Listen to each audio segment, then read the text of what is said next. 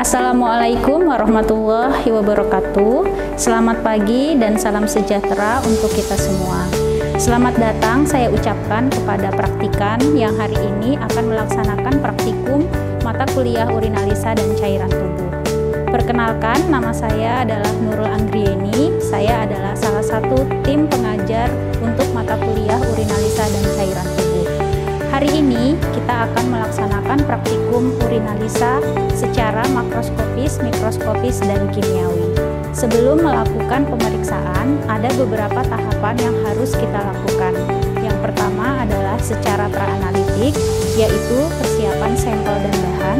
Kemudian tahap analitik, yaitu pemeriksaan. Dan yang terakhir adalah tahap pasca analitik, yaitu pelaporan hasil dari semua pemeriksaan. Baik, sebelumnya saya akan menjelaskan alat dan bahan yang akan kita gunakan dalam pemeriksaan urinalisa.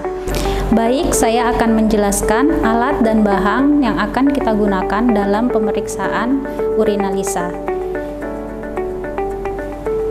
Bahan dan alat yang digunakan antara lain yaitu tabung reaksi, rak tabung reaksi, corong, pipet ukur 5 ml, pipet tetes 2 ml, api spiritus, korek api, bola hisap, beaker glass, cover glass, dan objek glass. Adapun bahan yang digunakan, yang pertama adalah asam sulfosalisil 20%, larutan benedik, kemudian sampel urin yaitu urin sewaktu. Sebelum melakukan praktikum, sebaiknya praktikan mempersiapkan alat pelindung diri. Yang pertama adalah penggunaan jas lab seperti yang telah saya gunakan. Yang kedua adalah penggunaan handscoon. Dan yang ketiga adalah masker.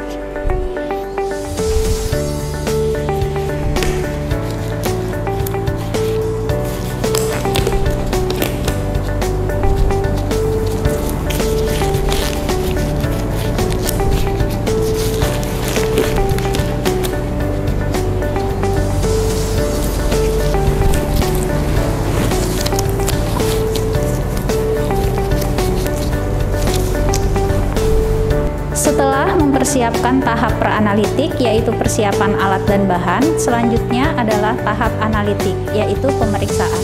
Pemeriksaan ini terdiri atas 3 langkah. Yang pertama adalah makroskopis, yang kedua adalah mikroskopis, dan yang ketiga adalah kimiawi. Untuk pemeriksaan secara makroskopis, ada 6 parameter yang harus kita uji. Yang pertama adalah pemeriksaan volume urin, yang kedua warna urin, yang ketiga bau urin, yang keempat derajat keasaman urin atau pH, yang kelima kekeruhan atau kejernihan, dan yang keenam adalah berat jenis urin.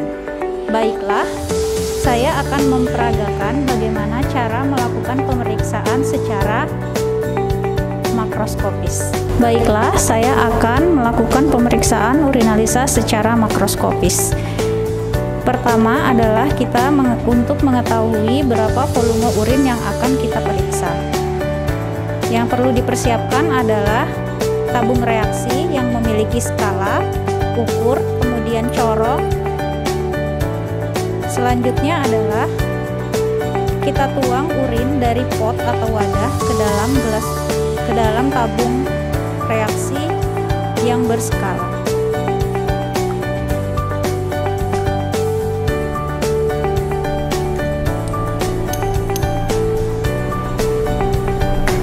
Kemudian kita lihat berapa volume urin dengan melihat meniskus bawah. Volume urin yang kita dapatkan adalah 15 ml.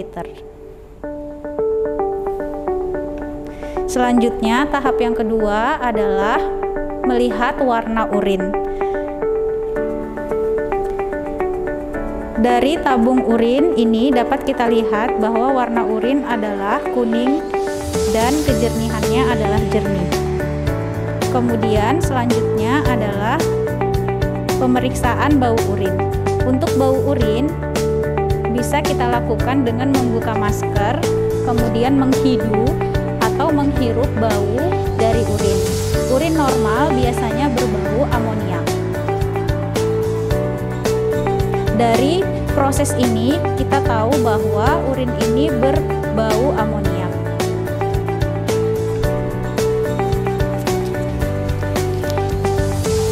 Selanjutnya adalah pemeriksaan derajat keasaman atau pH dan berat jenis. Untuk derajat keasaman atau pH, kita bisa menggunakan kertas lakmus atau strip urinalisa.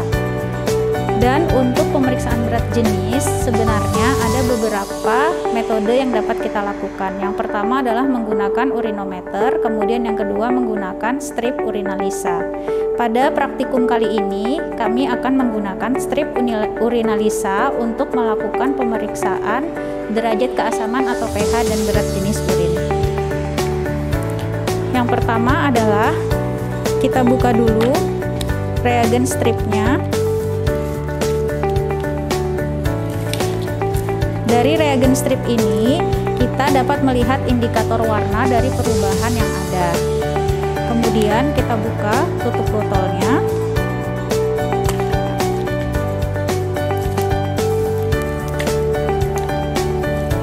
Kita ambil satu strip. Kemudian kita celupkan ke dalam urin. Angkat dan kita tunggu sampai kurang dari 1 menit.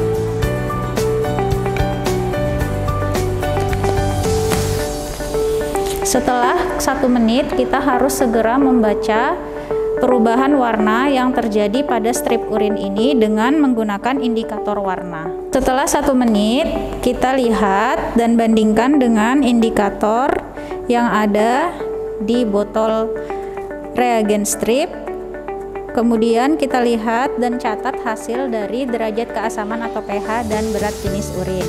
Setelah mendapatkan hasil urinalisa secara makroskopis, kemudian kita catat hasilnya dalam belangko pemeriksaan. Demikian pemeriksaan urinalisa secara makroskopis. Selanjutnya kita akan melakukan pemeriksaan urinalisa secara mikroskopis. Tahap selanjutnya adalah pemeriksaan urinalisa secara mikroskopis. Pemeriksaan urinalisa mikroskopis ini bertujuan untuk melihat sedimen atau unsur urin pada sampel yang akan kita periksa. Setelah kita memasukkan sampel urin ke dalam tabung, kita harus membuat pembanding yaitu aquades ke dalam tabung reaksi.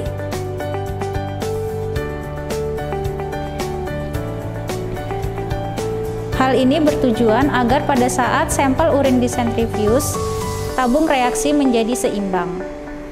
Setelah membuat pembanding, kita sentrifuge sampel urin di dalam sentrifuge.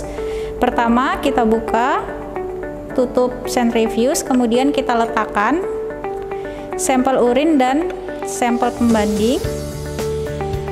Kemudian kita tutup dan kita sentrifuge selama 5 menit dengan kecepatan 1500 sampai 2000 rpm.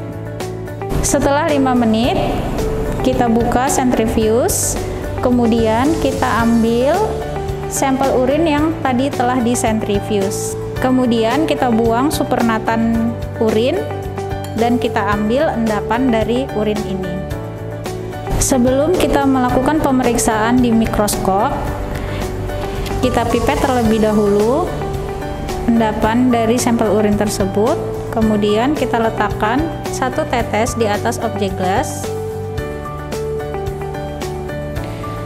Setelah itu kita tutup dengan cover gelas.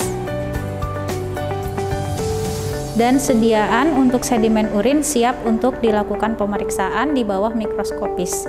Untuk pemeriksaan secara mikroskopis ini, kita akan melakukan pemeriksaan pada perbesaran 10 kali dan 40 kali.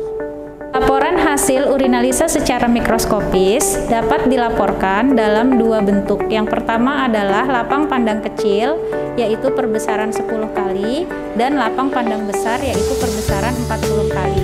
Untuk unsur atau sedimen urin yang ada pada lapang pandang kecil antara lain adalah sel epitel, kemudian silinder.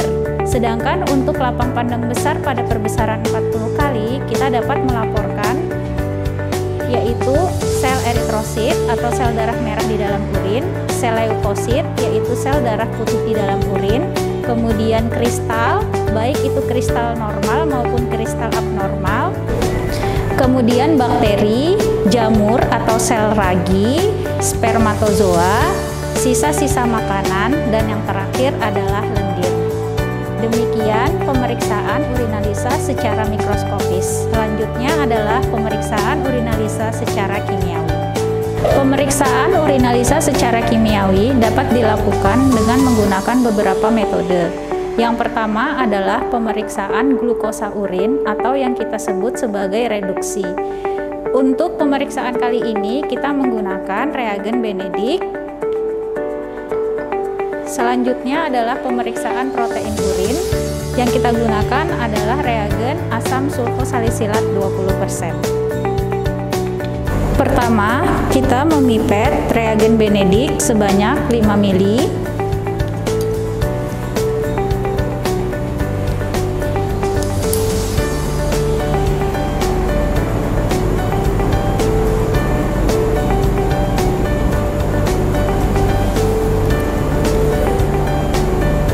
Kemudian kita tuangkan ke dalam tabung reaksi.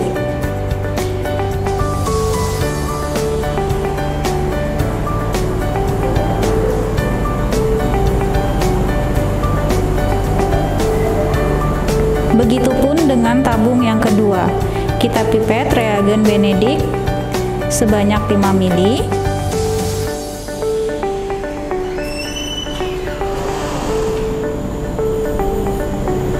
Kemudian kita masukkan ke dalam tabung reaksi yang kedua.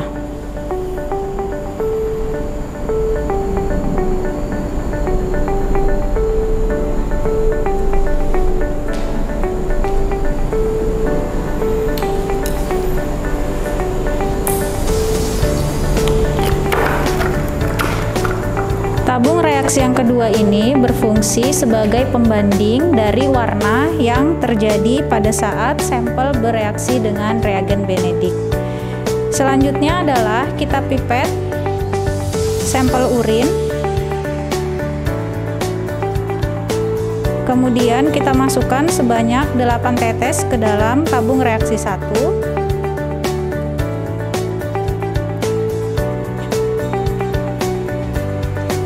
Setelah itu, sampel dan reagen kita homogenkan. Kemudian kita panaskan di atas lampu spiritus selama 2 menit sampai terjadi perubahan warna.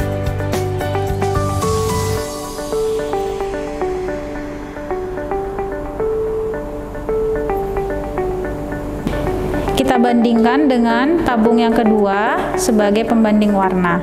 Pada praktikum kali ini, hasil dari glukosa urin pada sampel urin yang kita ujikan adalah negatif karena tidak terjadi perubahan warna dan tidak terdapat endapan. Interpretasi hasil dari pemeriksaan glukosa urin adalah negatif jika tidak terjadi perubahan warna dan tidak terdapat endapan, positif 1 jika terjadi perubahan warna menjadi hijau, positif 2 jika terjadi perubahan warna menjadi kuning dan terdapat endapan kuning, positif 3 jika terjadi perubahan warna menjadi oranye dan endapan oranye, dan positif 4 jika terjadi perubahan warna menjadi merah bata dan endapan merah bata.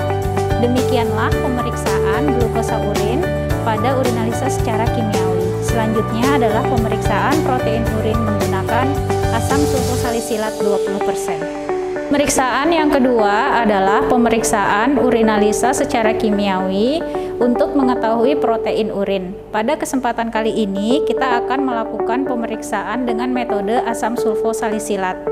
Pertama, kita pipet urin sebanyak 2 ml ke dalam tabung pertama.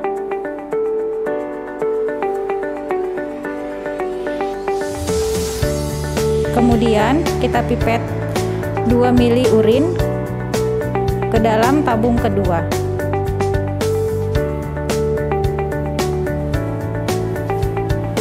Tabung kedua ini berfungsi sebagai pembanding.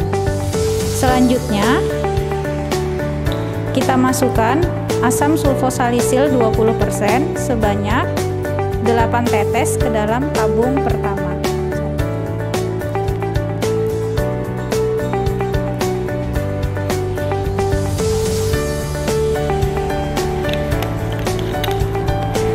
Setelah itu, kita homogenkan dan kita bandingkan dengan tabung yang kedua untuk melihat apakah urin ini menjadi keruh atau tetap jernih. Interpretasi hasil dari pemeriksaan protein urin dengan metode asam sulfosalisil adalah sebagai berikut. Negatif protein urin jika tidak terjadi kekeruhan, seperti yang ada pada sampel ini, tidak terjadi kekeruhan. Positif 1 jika terjadi kekeruhan ringan, positif 2 jika terjadi kekeruhan ringan yang didampingi dengan butiran halus, positif 3 jika terjadi kekeruhan dengan kepingan, dan positif 4 jika terjadi kekeruhan dengan gumpalan. Demikian rangkaian praktikum urinalisa secara makroskopis, mikroskopis, dan kimiawi. Panduan praktikum untuk mata kuliah urinalisa dan cairan tubuh dapat dilihat pada modul pembelajaran yang telah disusun oleh tim pembimbing praktikum. Semoga praktikum ini memberikan manfaat untuk praktikan. Terima kasih. Assalamualaikum warahmatullahi wabarakatuh.